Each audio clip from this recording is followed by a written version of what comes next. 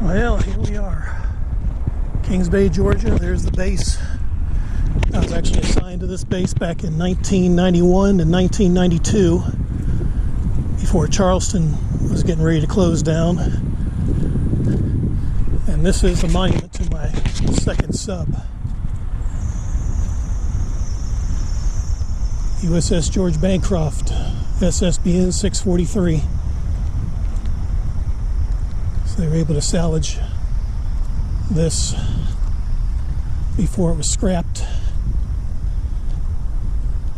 I was assigned to this sub back in 1989, from January to March, where I did a DESO run. And for you fellow submariners, you know what that is, where it's basically a shakedown coming out of refit. And we launched a nuclear missile off of Andros Island called the Janus 5. And it was a successful launch. Only missed its target in the South Pacific by 2 feet.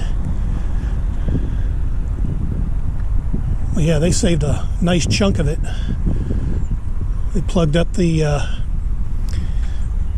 we call those giant Alka-Seltzers. Those are for deterrent torpedoes that we'd launch if we were doing evasive maneuvers. Wow, they must have brought this in pieces, because this is massive. And when I was an E1, E2 on this sub, at the top where the flagpole is, there used to be a crow's nest, and I used to be in charge of setting that up. Basically a bunch of pipes that were put together for the captain and the executive officer to stand aboard the top of the sub as we were either leaving or coming into port, which when I was aboard was in Charleston, South Carolina. So on the front is the foghorn, but they've plugged that up as well. In fact, one of the sub clocks that I think I made a video of came from this sub.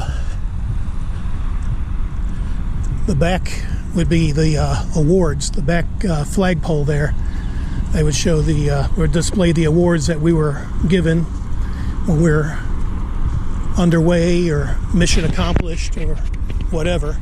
But yeah, they basically, the missile compartment was somewhere right in here, so they basically just They didn't want to have any part of the missile compartment here at all.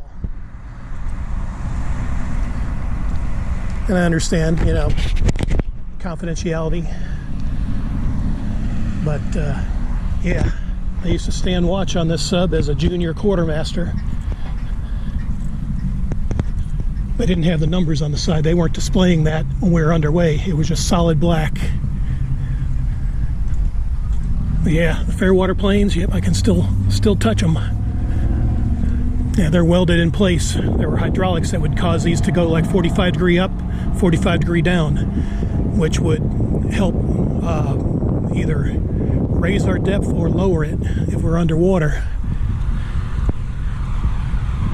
Yeah, this is, they did a good job with this. And here's a flagpole. This was not on the sub originally. They rigged that up so they could fly the flag from it, probably during you know, ceremonies and reunions and stuff like that. But yeah, we had our periscopes and our snorkel, which was our diesel vent that would come up through the top of the sail. Sometimes we'd snorkel when we were at periscope depth and you know, cycle the air, but sometimes if we were upwind, and we wind up sucking in the diesel exhaust, and the whole submarine would fumigate with exhaust. So if we had any bugs or mosquitoes, they weren't going to survive. Well, yeah, you definitely got some carbon monoxide, you know, in inhalant for sure. But yeah, this is really neat.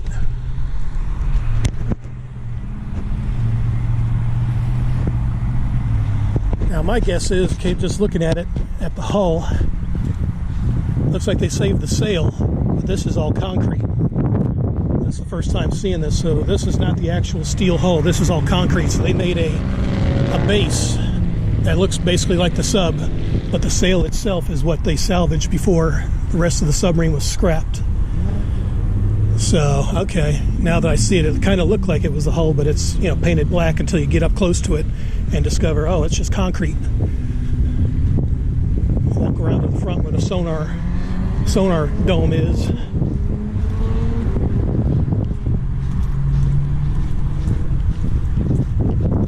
So yeah, this is actually, yeah, so they got the sonar dome that they put on there.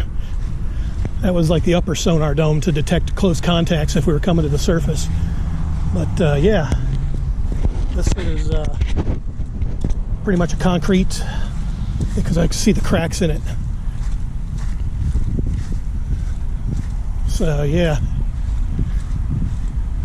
so they basically carved out the track, which with this kind of this angle track here, that was kind of where the ballast tanks were. And again, our little our Alka-Seltzer tubes.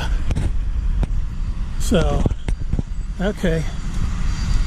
My parents have been here and they told me about it, and it kind of looked like it was the actual sub, but no, this is actually just the concrete base that they made, because obviously there's no missile compartment on this. So, really neat. Really neat to see.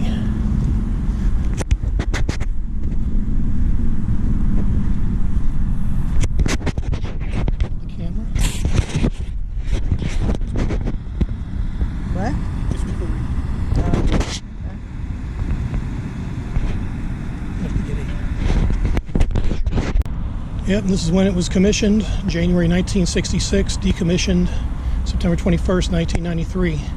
I got out of the Navy in June of 1992. And again, I was aboard this sub January to March of 1989, so really neat to see a piece of personal history once again for the first time in 35 years.